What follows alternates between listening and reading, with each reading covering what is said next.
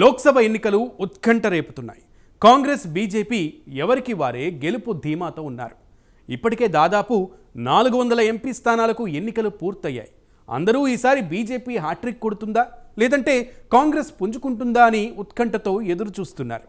మరి ఇంతకు ఇప్పటి వరకు జరిగిన 4 దశల పోలింగ్ ఎవరికి అనుకూలం? Take a look.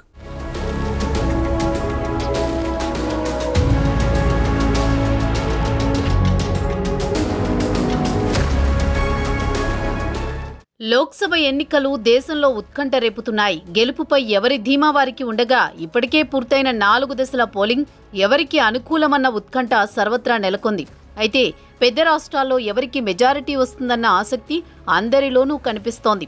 లోక్సభ సీట్ల లెక్కల ప్రకారం చూస్తే ఉత్తరప్రదేశ్లో అత్యధికంగా 80 స్థానాలు ఉండగా మహారాష్ట్రలో 48, పశ్చిమ బెంగాల్లో 42, బీహార్లో 40, తమిళనాడులో 39 సీట్లు ఉన్నాయి.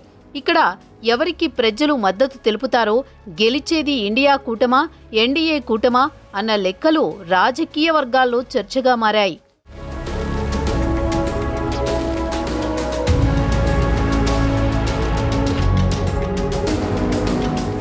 ఎన్డీఏ మోదీ సారథ్యంలోనే మూడోసారి ఎన్నికల బరిలోకి దిగింది. కానీ ఇండియా కూటమికి ఎవరు సారథ్యం వహించనున్నారో ఇంతవరకు ప్రకటించలేదు. జాతీయ పార్టీ హోదా ఉన్న పార్టీల్లో బహుజన సమాజ్ పార్టీ మినహా మిగిలిన పార్టీలన్నీ కూటమిలో భాగమే.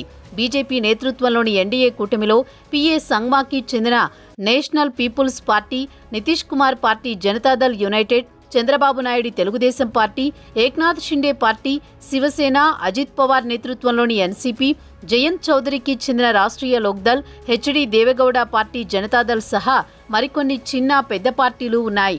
ఇండియా కూటమిలో కాంగ్రెస్తో పాటు వామపక్ష పార్టీలు, లాలూ ప్రసాద్ యాదవ్ నేతృత్వంలోని రాష్ట్రీయ జనతాదళ్, అఖిలేష్ యాదవ్ సారథ్యంలోని Samajwadi party, Stalin party DMK, Hemant Soren సారథ్యంలోని జార్ఖండ్ ముక్తి మోర్చా, ఉద్దవ్ ఠాక్రేకి చెందిన శివసేన, శరద్ పవార్ పార్టీ ఎన్సీపీ, అరవింద్ కేజ్రీవాల్కి చెందిన ఆమ్ ఆద్మీ సహా మరో 2 డజన్ల పార్టీలు భాగస్వాములుగా ఉన్నాయి.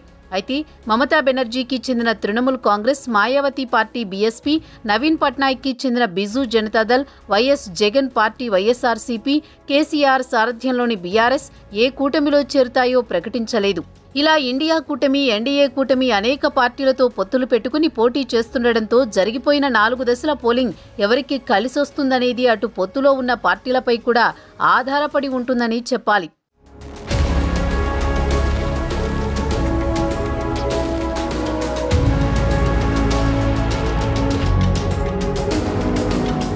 ప్రభుత్వం ఏర్పాటు చేసేందుకు లోక్సభలో 272 సీట్లు అవసరమవుతాయి.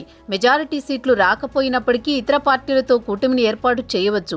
అయితే కాంగ్రెస్, బీజేపీ కూటములకు సొంతంగా ఎవరికీ మెజారిటీ రాకపోతే తృణమూల్ కాంగ్రెస్, బీఎస్పీ, బిజు జనతాదళ్, వైఎస్ఆర్సీపీ, బీఆర్ఎస్ ఏ కూటమిలో చేరతాయో తేలాల్సి ఉంటుంది.